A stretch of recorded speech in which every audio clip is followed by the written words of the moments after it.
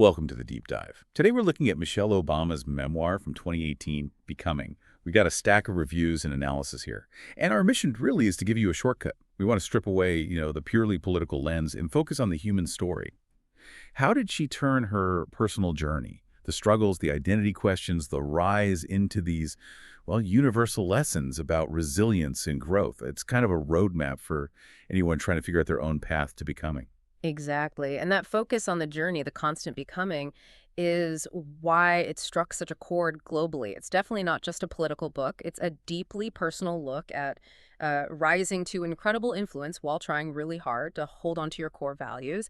And the book itself is structured so clearly, me, us, more. It actually makes it pretty straightforward for us to unpack. Okay, so let's unpack this journey then, starting right at the beginning. The foundation she built back in Chicago.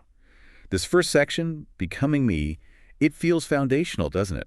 You really have to understand her upbringing, that modest, working-class family on the South Side. It wasn't just like background scenery. It seems like it really forged her. That discipline, the resilience, it's all there from the start. Oh, absolutely. It's much more than just background. What's interesting is how she immediately sets up this theme of identity. She talks about the South Side, the high expectations, but also the tough socioeconomic realities. So you get this dual message. Never forget where you come from, but also, you have to fight to move beyond limitations. And that fight, for her, seems very clearly channeled through education. Princeton, Harvard.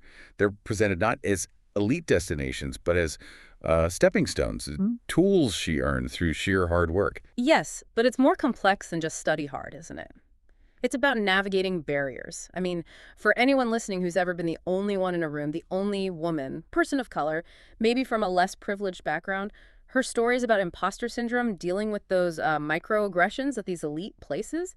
It makes persistence feel very real, very tactical. Right. It's about focus, strategy, not just vague ambition. Exactly. It shows success isn't just handed to you. It often requires navigating these subtle and sometimes not so subtle obstacles. Okay, so she builds a strong individual identity fortified by education. Then comes the next big phase, becoming us, integrating herself into a partnership, a family. This is where I think the book really connects with a lot of people, that relatability factor. It really does. This part, meeting Barack Obama, their courtship, the early marriage years, the reviews consistently praise its honesty. It's not painted as some kind of perfect political match made in heaven. No, it sounds much more like the reality of two very ambitious, driven people figuring out how to build a life together. And balancing not just careers, but different ambitions, different paces, and then adding kids into that mix. The pressure sounds immense. And the sources really highlight the specific, candid details she shares here. They do. She talks openly about the struggles, the frustrations, feeling like she was shouldering more of the domestic load, the sheer exhaustion, and crucially, admitting they sought marriage counseling. That detail, that willingness to show imperfection, that's what makes it so powerful, especially for women and parents feeling that same kind of pressure.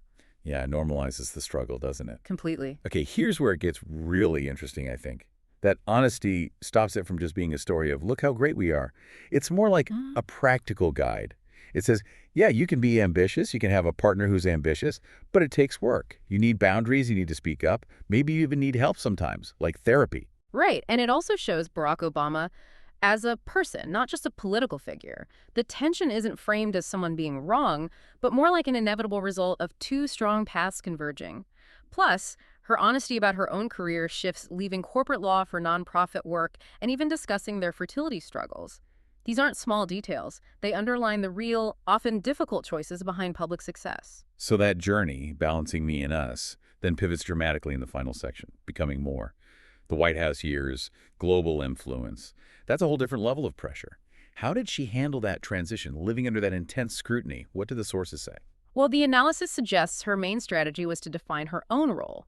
She didn't just accept the traditional First Lady box. She seemed to understand that authenticity was her best shield, maybe her best tool. So she focused strategically on issues that were less about daily politics and more universally relevant, supporting military families, healthy eating, girls' education. So using grace and authenticity almost defensively to create space. In a way, yes. By championing these broader themes like education and service, she could be inspirational on a global scale without getting dragged into every political fight. That makes sense. And that offers real lessons for leaders, I think. How to use influence responsibly. Find your core issues, lead with character, define your own terms, even within a very structured system. It's really a masterclass in, well, strategic authenticity under pressure. Let's talk about the book itself then. The style, the impact, why it became such a phenomenon. The writing is consistently described as, warm, candid, very accessible. Definitely. And the power of it, I think, is that she shares the internal stuff too. The doubts, insecurities, even failures. It's not just a highlight reel. That genuine storytelling plus this underlying message of hope. That's the core of its success. It shows that even with global fame, the basic human struggles are relatable. But we should add a note of balance. Some reviews did point out that maybe some parts felt a bit too detailed, like the early career stuff or the day-to-day of White House life. And of course, it's a personal memoir, not a deep dive into policy analysis, which some readers might have been looking for. That's fair. It highlights the book's specific aim, though. Its huge global reach, particularly in places like India, for example. Analysis shows those themes of education, resilience, family values, they really hit home for students, for women pushing against barriers there. If we connect this to the bigger picture then, Yeah. the book's popularity really shows that this struggle, the struggle to become something, to define yourself, it's universal. It cuts across cultures. Doesn't matter if you're balancing homework or, global policy. Right. It's a fundamental human experience. Which brings us right back to you, the listener. How do we boil this down into practical takeaways? The analysis pointed to some specific groups who really connect with it. For students, young adults may be wrestling with self-doubt or figuring out their identity. This book is powerful. It's not just rah-rah encouragement. It shows how that focused, disciplined effort she describes, like with her education, can genuinely help you push past limitations you might feel.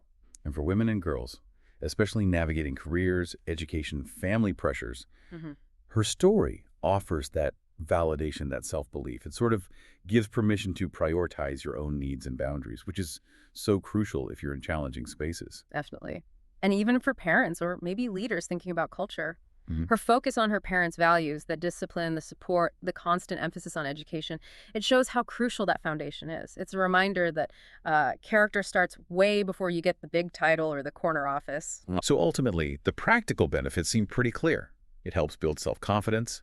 It inspires resilience when you hit setbacks. It encourages balancing ambition with authenticity. And it really underscores the importance of service, of giving back. The final verdict on the book, based on everything we looked at, isn't just positive, it's glowing.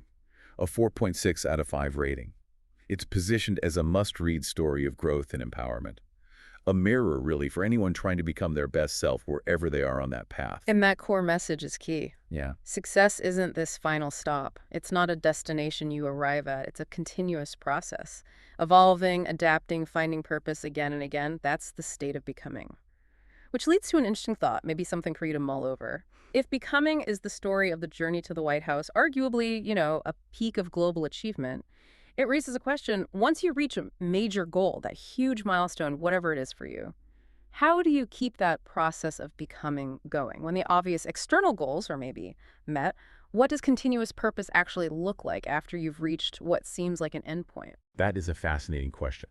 How do you find the next summit when you feel like you've reached the peak? Something to think about. Thanks for diving deep with us today. Hopefully you can take some of these lessons and apply them to your own process of becoming this week.